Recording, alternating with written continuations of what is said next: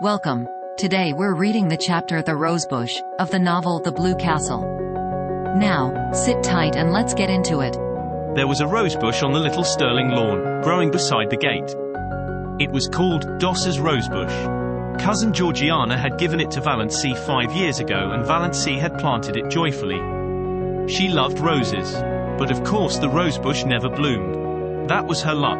Valency did everything she could think of and took the advice of everybody in the clan, but still the rosebush would not bloom. It throve and grew luxuriantly, with great leafy branches untouched of rust or spider, but not even a bud had ever appeared on it. Valency, looking at it 2 days after her birthday, was filled with a sudden, overwhelming hatred for it.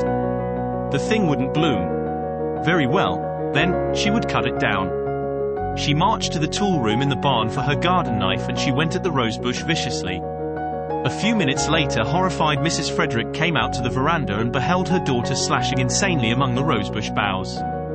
Half of them were already strewn on the walk. The bush looked sadly dismantled.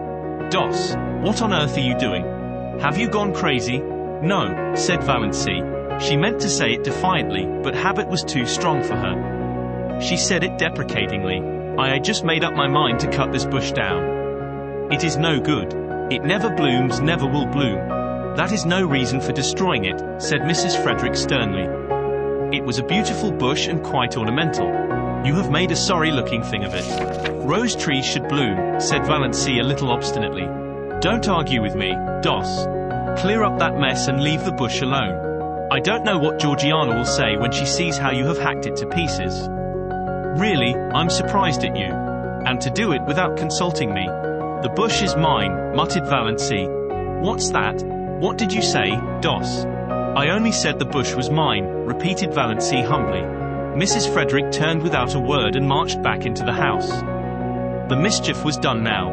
Valency knew she had offended her mother deeply and would not be spoken to or noticed in any way for 2 or 3 days. Cousin Stickles would see to Valency's bringing up, but Mrs. Frederick would preserve the stony silence of outraged majesty. Valency sighed and put away her garden knife, hanging it precisely on its precise nail in the tool shop. She cleared away the severed branches and swept up the leaves.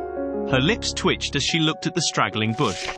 It had an odd resemblance to its shaken, scrawny donor, little cousin Georgiana herself.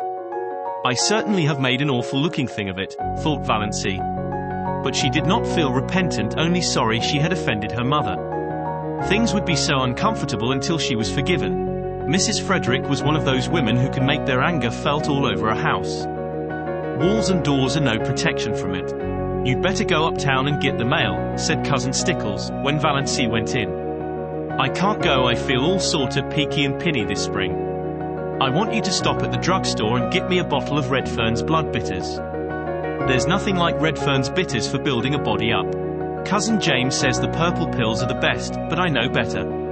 My poor dear husband took Redfern's bitters right up to the day he died. Don't let them charge you more than 90 cents. I can get it for that at the port. And what have you been saying to your poor mother?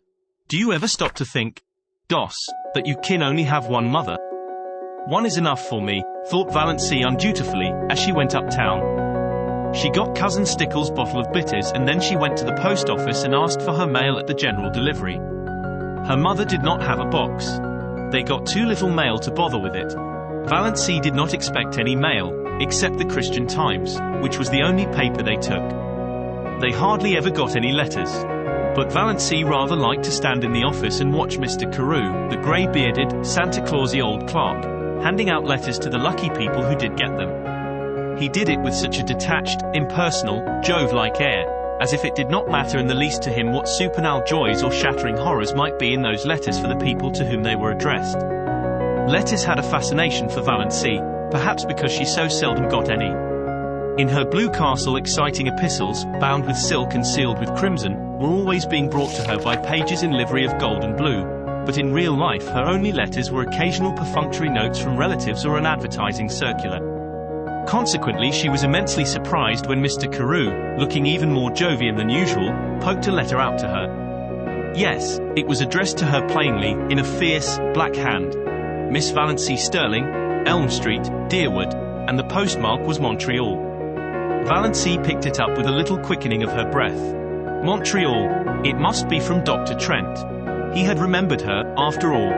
Valency met Uncle Benjamin coming in as she was going out and was glad the letter was safely in her bag. "What," said Uncle Benjamin, "is the difference between a donkey and a postage stamp?" "I don't know." "What?" answered Valency dutifully. "One you lick with a stick and the other you stick with a lick." "Ha, ha." Uncle Benjamin passed in, tremendously pleased with himself. Cousin Stickles pounced on the times when Valency got home, but it did not occur to her to ask if there were any letters.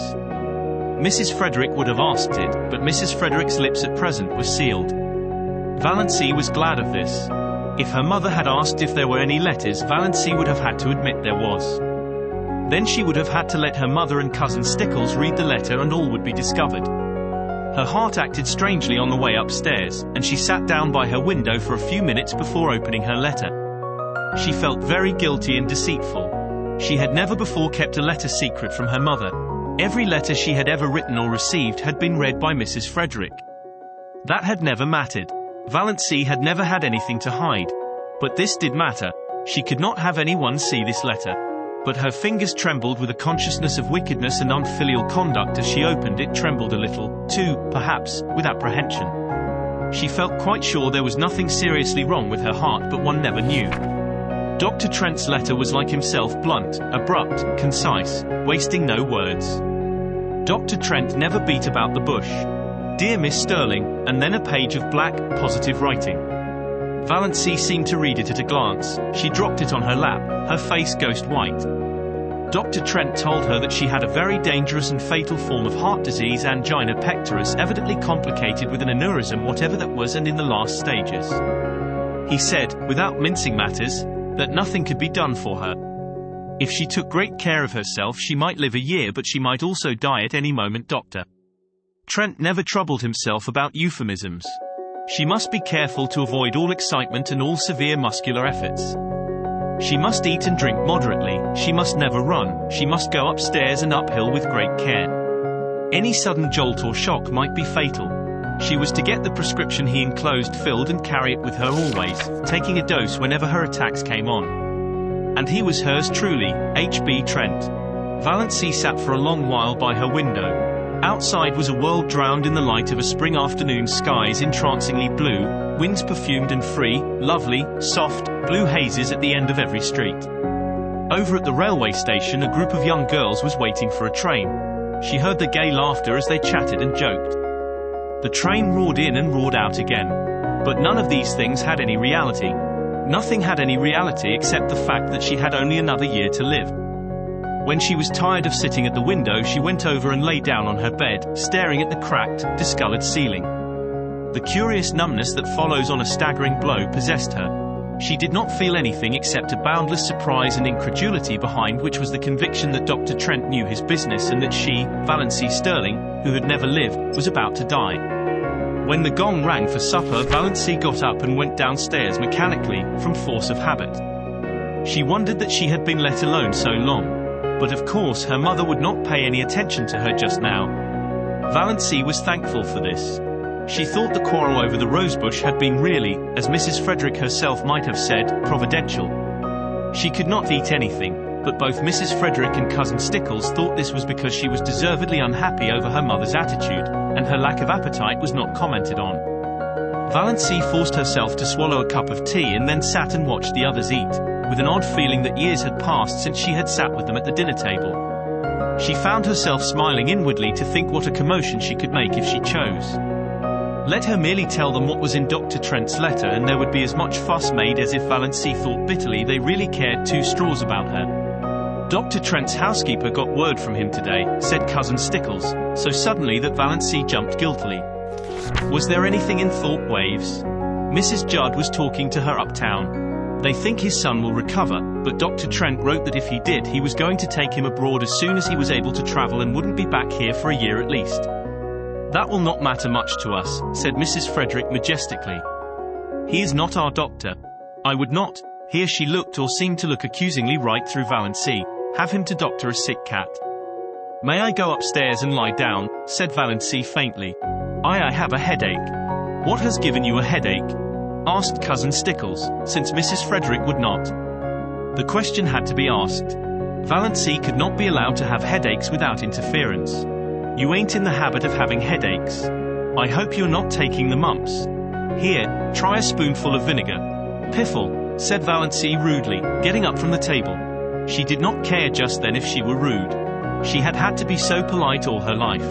If it had been possible for Cousin Stickles to turn pale, she would have. As it was not, she turned yellower. Are you sure you ain't feverish, Doss? You sound like it. You go and get right into bed, said Cousin Stickles, thoroughly alarmed, and I'll come up and rub your forehead and the back of your neck with Redfern's liniment. Valency had reached the door, but she turned. I won't be rubbed with Redfern's liniment, she said. Cousin Stickles stared and gasped. What do you mean? I said I wouldn't be rubbed with Redfern's liniment, repeated Valency. Horrid, sticky stuff. And it has the vilest smell of any liniment I ever saw. It's no good.